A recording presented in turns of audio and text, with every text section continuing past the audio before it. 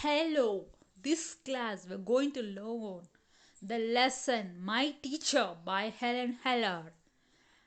Brainstorming. Can you remember any teacher who has influenced you? If you become a teacher, what kind of teacher would you like to be? When one door of happiness closes, another opens. But often we look so long at the closed door that we do not see the one which has been opened for us. Optimism is the faith that leads to achievement. Nothing can be done without hope or confidence. Can you think of someone who has instilled such confidence in you? Helen Adams Heller, the American author, political activist, and lecturer, was born on June 27th, 1880, in Alabama, to Captain Arthur H. Keller and Kate Adams Keller. In 1882, when she was 19 months old, she was stricken by an illness that left her blind and deaf. In 1886, according to the advice of ENT specialist, her parents contacted Alexander Graham Bell, who was working with deaf children at the time. Bell advised them to contact Brookings Institute for the Blind. The director of the institute asked former student Anne Llewellyn to become Helen Keller's instructors. That was the beginning of the 49-year-long relationship with her teacher. Anne Llewellyn came to her house on March 3rd, 1887, and her make tremendous progress with her ability to communicate. Look at the picture, the author of Helen Keller. In May 1888, Helen Keller attended the Brookings Institute for the Blind. In 1894, Anne Llewellyn and Helen Keller moved to New York to attend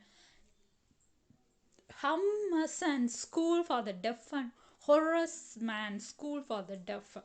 In 1896, they returned to Massachusetts, and Keller entered the Cambridge School for Young Ladies to prepare for Radcliffe College. She entered Radcliffe in 1990s and received a Bachelor of Arts in degree in 1904 at the age of 24, becoming the first deaf-blind person to do so.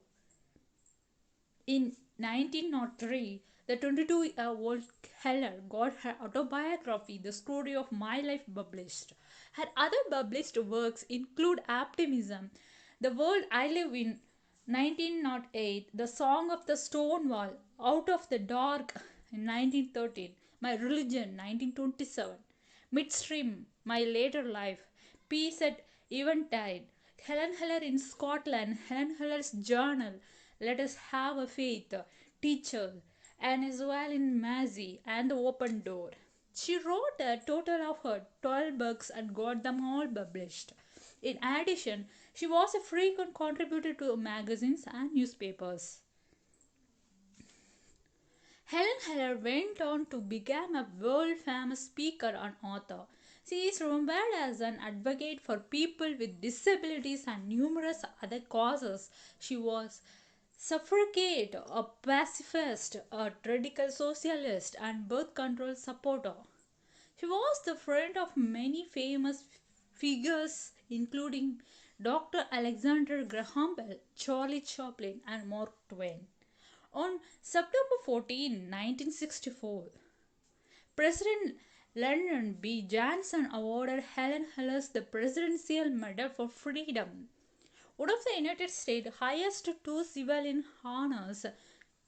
She died in her sleep on June 1st, 1968, at her home. The President extract is taken from her autobiography, The Story of My Life, 1903. It is an inspiring story of a person who discovered the world through her fingertips with the help of a great and dedicated teacher. This remarkable story of teacher Anne Llewellyn and her student Helen Keller has been told throughout the generations. One cannot mention one name without thinking of the other since the two lived and worked together interdependently for decades until Zualin's death in 1936. The most important day I remember in all my life is one on which my teacher and Massey Fitzgerald came to me. I'm filled with wonder when I consider this immeasurable contrast between the two lives which it connects. It was the 3rd of March 1887, 3 months before I was 7 years old.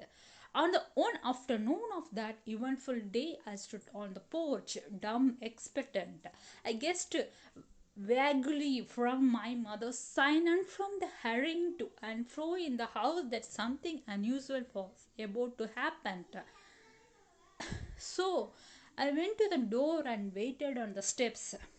The afternoon sun penetrated the mass of honeysuckle that covered the porch and fell on my upturned face. My fingers linked almost unconsciously on the familiar leaves and blossoms which had just come forth to greet the sweet southern spring. I didn't know what the future held or marvel of surprise for me. Anger and bitterness had braved upon me continually for weeks, and deep longer had succeeded in his passionate struggle. I felt approaching footsteps. I stretched out my hands as I support to my mother. Someone took it, and I was caught up and held close in the arms of her who had come to reveal all things to me and more than all things else to love me. The morning of my teacher came, she led me into her room and gave me a doll. The little blind children at the Bergens Institute had sent it and Laura Birdman had pressed it. But I didn't know this until afterward, when I had played with it a little while. Miss Valen slowly spelled into my hand the word DOLL. I was at once interested in this finger's play and tried to imitate it. When I finally succeeded in making the letters correctly, I was flushed with childish pleasure and pride, running downstairs to my mother and held my hand and made the letters for doll. I didn't know that I was spelling a word or even that words existed.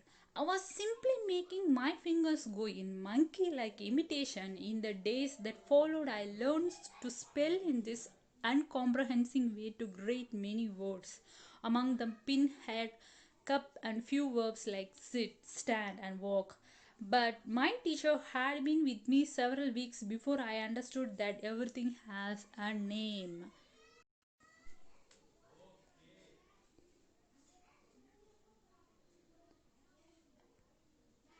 Everything with a strange new side that had come to me on entering the door. I remember the doll I have broken. I felt the way to the earth and picked up the pieces. I tried vainly to put them together. Then my eyes filled with tears, for I realized that I had done, and for first time I felt repentance and sorrow. I learned a great many new words the day. I do not remember what they all were, but I do know that mother, father, sister, teacher were among them. Words that were to make the world blossom for me. I like Corin's road with class. It would have been difficult to find a happier child than I was. I lay in crib at the close of the eventful day and lived over the joys it had brought me, and for the first time longed for new day to come.